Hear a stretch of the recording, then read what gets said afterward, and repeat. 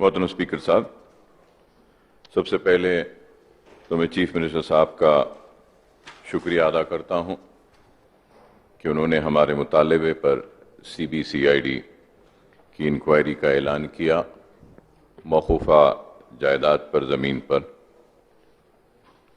और दूसरी बात ये कहूँगा कि चीफ मिनिस्टर साहब और म्युनिसिपल एडमिनिस्ट्रेशन मिनिस्टर साहब ने तफसीली तौर पे तरक्याती सरगर्मियाँ जो अंजाम दी जा रही हैं इस पर रोशनी डाली।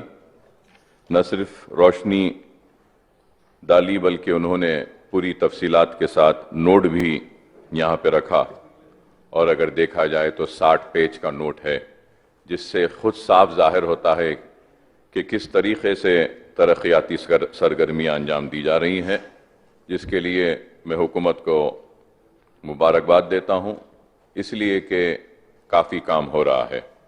और उसके साथ ही साथ मैं चीफ मिनिस्टर साहब के तवज्जो इस बात पर भी ज़रूर लाऊंगा कि हमारी पार्टी की जानिब से आपने जो ऐलान किया कि शहर के 4 तरफ में नए बड़े सुपर स्पेशलिटी हॉस्पिटल्स के क़याम के लिए हम इसका भी खैर मुक़द्दम करते हैं और हमारी पार्टी की जानिब से मुकम्मल ताउन करेंगे। और ये भी कहूँगा कि हमने उस्मानिया हॉस्पिटल के ताल्लुक़ से कहा, चीफ मिनिस्टर साहब ने कहा कि वो मीटिंग ले रहे हैं और इस मीटिंग में उस ताल्लुक़ से भी ज़रूर बातचीत करेंगे, मगर मैं फिर से मुतालबा करूँगा कि उस्मानिया हॉस्पिटल को भी ले लीजिए। उसमें तामीर के लिए हमारे पार्टी का एक स्टैंड है जो आम हो चुका है, और हमने वो उस ताल्लुक़ से भी पुराने शहर के लोगों को काफ़ी सहूलत होगी।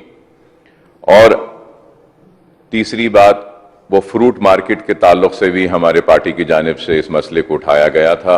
चीफ मिनिस्टर साहब ने दवाखानों की बात कही है, तो मैं चीफ मिनिस्टर साहब से आपके ज़रिए एक ही दरख्वास्त करना चाहता हूँ, अगर आपकी तरफ से अगर आप इजाज़त देते हैं और महमूद अली साहब को और एग्रीकल्चर मिनिस्टर साहब को अगर आप बोलेंगे तो फ्रूट के मार्केट के जो लोग हैं उनके साथ हम भी बैठकर एक मीटिंग करते हैं।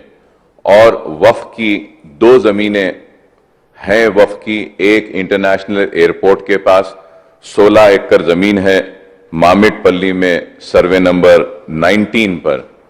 अगर वो फ्रूट मार्केट को वहाँ पे मुंतकिल किया जाता है तो वो फ्रूट वेंडर्स वक्फ बोर्ड के किराएदार बनने के लिए भी राज़ी हैं, और फ्रूट मार्केट का जो परसेंटेज होता है वो डेवलपमेंट का, वो चार्जेस जो भी है वो मार्केट ले सकते हैं।